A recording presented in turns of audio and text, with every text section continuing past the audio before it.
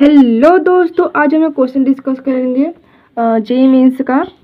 Question क्या है कि as shown in the figure two infinitely long identical wire are bent at मतलब by 90 degree and placed in such a way that the segment L P of E Q M are along the x axis, ठीक है। And while segment P S and Q N are the parallel to Y axis, if the OP or OP is equal to OQ is equal to 4 centimeter and the magnitude of the magnetic field at O is equal to 10 to power minus 4 Tesla and two wires are carrying equal current. See figure, the magnitude of the current in each wire and the direction of the magnetic field at O will be ना। देखो हमें पूछा है कि current कितना पास करेगा दोनों wire में से, जो कि दोनों वायर में सेम करंट पास हो रहे हैं। अब पूछा है कि जो हमारे पास मैग्नेटिक फील्ड का डायरेक्शन ओ पॉइंट पे किस पे होगा, ठीक है। तो वह फिगर हम बना लेते हैं। फिगर कैसा है, ये हमारा वाई एक्सिस है, ऐसा है, ठीक है। यहाँ पे एल पी दिया हुआ है, यहाँ पे क्यू एम दिया हुआ है, ये एन है और ये एस है, जो कि एक इन्फिनाइटली इधर से जा रहा है, ठीक है। ये वाई एक्सिस है और जो हमें यहाँ पे इस पॉइंट ओ दिया है और इसका ओपी देखो यहाँ पे दिया हुआ है OP equal to O Q, मतलब ओपी बराबर O Q equal to 4 centimetre दिया हुआ है, मतलब दोनों का डिस्टेंस हमारा सेम है, ठीक है। मतलब हमें जो दिया है OP equal to O Q equal to 4 centimetre दिया हुआ है और इसको हम मीटर में चेंज करेंगे कितना होगा, क्योंकि ऐसा यूनिट में लिखना होता है 10 की पावर माइनस 2 मीटर हो गया, ठीक है। अब देखो मैं ये वायर है, ये दोनों सब ये मतलब वायर है जो कि एक 90 डिग्री बेंड हुआ है।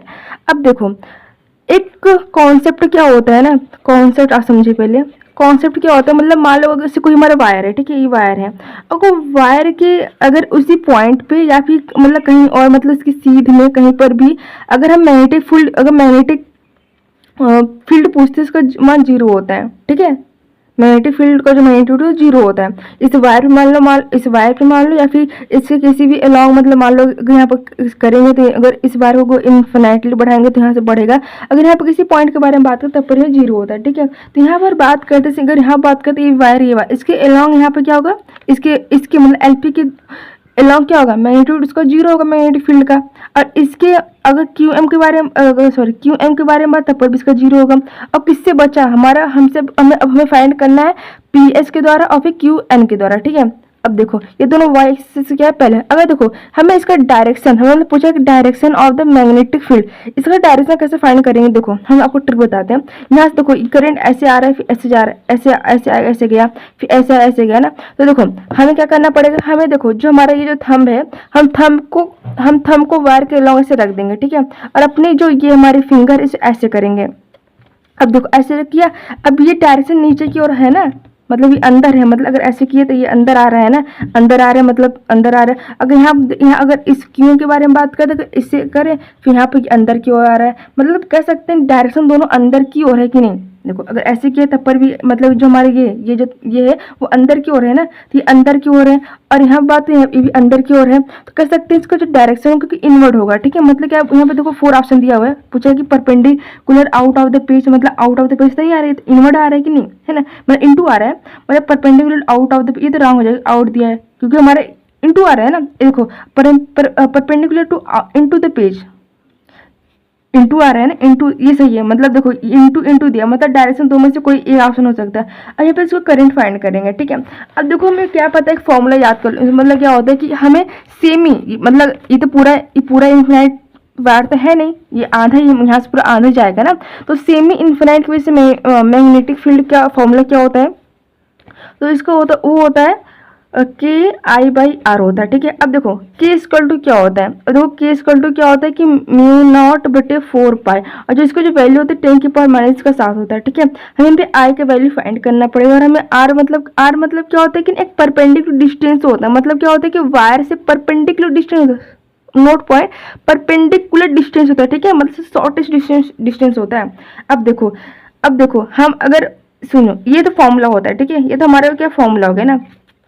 अगर हम बी नेट के बारे में बात करते, सुनो, अगर हम पीएस के बारे में बात करते तो इसके अलॉन्ग इनवर्ट होगा, अगर Q1 के बारे में बात करें, स्केल इनवर्ट होगा, मतलब इनटू होगा, मतलब नीचे, मतलब अंदर की ओर होगा, है ना, प्लेन के अंदर होगा, ठीक है। तो देखो अगर इस वायर की वजह से बात करें तो क्या होगा हमारे पास, KI/R, है ना, प्लस अब देखो ये भी अंदर की ओर, ये भी अंदर की, दोनों ऐड ही होंगे ना। अब दोनों ऐड करेंगे तो KI/R, समझ में आया ना। अब देखो इससे हम लिख सकते हैं कि 2KI/R लिख सकते हैं कि नहीं। अब देखो मैं पूछा, हमें यहाँ पे दिया हुआ है कि जो magnitude of the magnetic field at a point O 10⁻⁴ tesla, हमें बेसिकली आई का करंट आई में फाइंड करना है ना, इतना दिया हुआ है। अब हमने आपको बताया कि हमने भी बताया के क्यू इक्वल टू कितना, 10 मतलब μ0/4 जिसकी वैल्यू होती है 10⁻⁷ इक्वल होता है, ठीक है। तो हम 10⁻⁴ और 2 इंटू हम के की वैल्यू 10⁻⁷ लिख देते हैं। अब आई हमें ज्ञात करना पड़ेगा। अब देखो हमने यहाँ पे आर जो ओपी था, हमें जो क्वेश्चन दिया हुआ था वो 4 सेंटीमीटर था, इसे हम मीटर चेंज करेंगे क्योंकि हम एसआई नोट में हर चीज़ें लिखते हैं, ठीक है। अब आई की वैल्यू फाइंड कर लेंगे यहाँ से, 10⁻⁴ इंटू 10⁻⁻2 2 इंटू 10⁻⁷, ठीक है, इक्वल टू आई। अब इसे काटा पीटी करेंगे तो 2 आएगा, 2 इंटू 10, सीधी यहाँ पे दो 4 2 6 आएगा 1, मतलब 10 बचेगा आई इक्वल को तो 20 एम्पियर, ठीक है। मतलब कह सकते हैं कि इसकी जो वैल्यू कितनी होगी, C इक्वल टू 20 एम्पियर और perpendicular into the page. Option number C right होगा। आई होप आपको ये सॉल्यूशन समझ में आया होगा।